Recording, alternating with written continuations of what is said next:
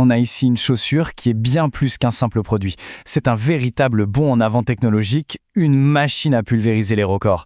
Et en même temps, l'objet d'une controverse assez folle. Allez, on plonge dans son histoire. 5 heures, 59 minutes, 20 secondes. Ça, ce n'est pas juste un temps. C'est une barrière mythique, une de celles qu'on pensait intouchables, qui vient tout simplement d'être pulvérisée. C'est un exploit qui redéfinit complètement les limites de ce qu'on croyait possible en endurance.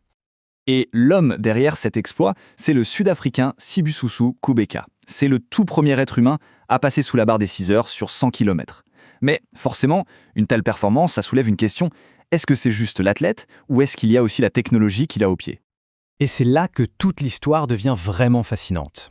Comment est-ce possible que la chaussure qui a permis de battre ce record soit interdite en compétition officielle ? C'est ce paradoxe qu'on va essayer de décortiquer ensemble. Ok, pour bien comprendre cette interdiction, il faut s'arrêter sur un détail très précis, une règle que la 10-0 Premex Evo a choisi, sciemment, d'ignorer. 50 mm. Voilà, retenez bien ce chiffre. C'est lui qui est au cœur de toute la polémique, c'est lui qui fait de cette chaussure une véritable hors-la-loi. Et pour être tout à fait précis, ces 50 mm, ça représente la hauteur de la semelle, ce que dans le jargon on appelle le stack. Et c'est exactement là que le règlement coince. C'est simple. La Fédération internationale d'athlétisme, World Athletics, a fixé une limite très stricte, 40 mm maximum. Le but, c'est de garantir une certaine équité technologique entre les athlètes. Et la Premex Evo ? Eh bien, avec ses 50 mm, elle explose cette limite de 25%. Ce n'est pas une erreur de calcul, c'est un choix de design totalement assumé de la part d'Adidas. Mais alors, pourquoi ? Pourquoi Adidas créerait délibérément une chaussure illégale ? La réponse est simple. Pour pouvoir y mettre sa technologie la plus avancée, une mousse absolument révolutionnaire. Elle s'appelle Lightstrike Pro Evo. C'est un peu l'ingrédient secret d'Adidas. Cette mousse est tellement performante qu'elle leur permet d'empiler 50 mm d'amorti tout en défiant les lois de la physique en matière de poids. Ce graphique, il montre bien le saut technologique qu'on a là. On parle d'une mousse qui est 35% plus légère que les versions d'avant, mais qui, en même temps, renvoie 5% d'énergie en plus. Concrètement, ça veut dire quoi ? Ça veut dire que pour le même effort, le coureur est propulsé un peu plus loin, à chaque foulée. Imaginez ce gain sur 100 km, c'est juste colossal. Et voilà le résultat. Pour une pointure 42, cette chaussure ne pèse que 146 grammes. C'est un poids plume, c'est ahurissant pour un engin aussi technique et aussi haut. Et ça, ce n'est possible que grâce à cette nouvelle mousse. Mais la révolution ne s'arrête pas là. Pour atteindre ce poids record, Adidas a fait un autre choix assez radical.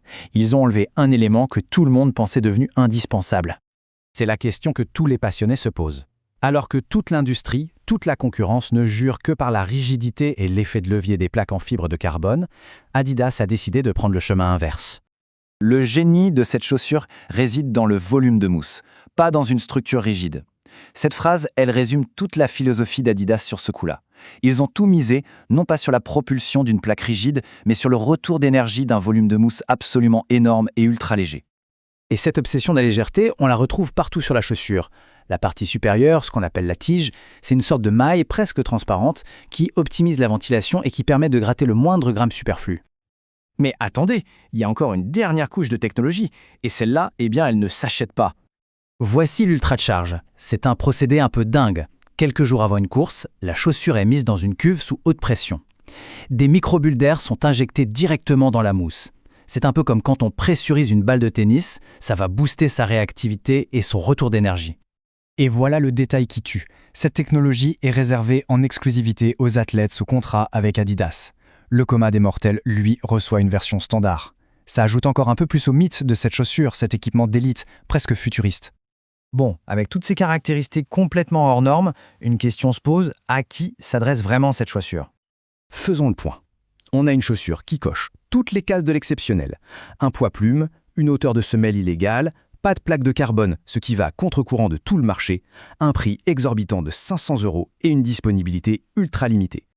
Soyons clairs sur les limites. C'est impossible de l'utiliser en compétition officielle, sinon c'est la disqualification assurée.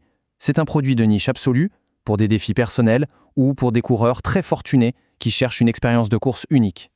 En fait, il faut voir la Premex Evo comme une concept car. Elle n'est pas faite pour être vendue en masse. C'est un laboratoire sur pied. C'est un message très fort d'Adidas qui dit « Les règles, les conventions comme la limite de hauteur ou la plaque carbone sont faites pour être questionnées.